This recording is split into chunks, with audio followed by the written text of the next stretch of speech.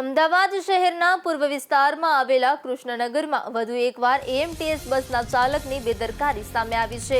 સરદાર ચોકથી વિજય park તરફ જવાના માર્ગ પર પૂરપાટ ઝડપે આવતી બસના ચાલકે સ્ટીયરિંગ પરથી કાબુ ગુમાવતા એક બળદગાડાને જોરદાર ટક્કર મારી હતી। આ અકસ્માતને પગલે સ્થાનિક લોકોમાં ભારે રોષ જોવા મળ્યો હતો।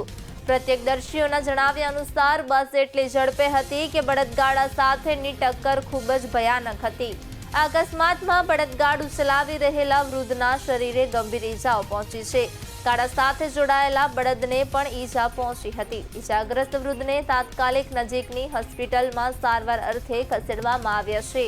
અકસ્માત બાદ ઘટના સ્થળે લોકોનું મોટું ટોળું એકઠું થઈ ગયું હતું। વારંવાર બનતી આવી ઘટનાઓથી કંટાળેલા સ્થાનિકોએ કાયદો હાથમાં લીધો હતો અને એએમટીએસ બસમાં ભારે તોડફોડ કરી હતી। લોકોના રોષને જોતા બસ ચાલક ઘટના સ્થળેથી ભાગી છૂટ્યો હતો। પરિસ્થિતિ વણસતા કૃષ્ણનગર પોલીસનો કાફલો તાત્કાલિક સ્થળ પર પહોંચ્યો હતો અને ટોળાને શાંત પાડી મામલો થાળે પાડ્યો હતો।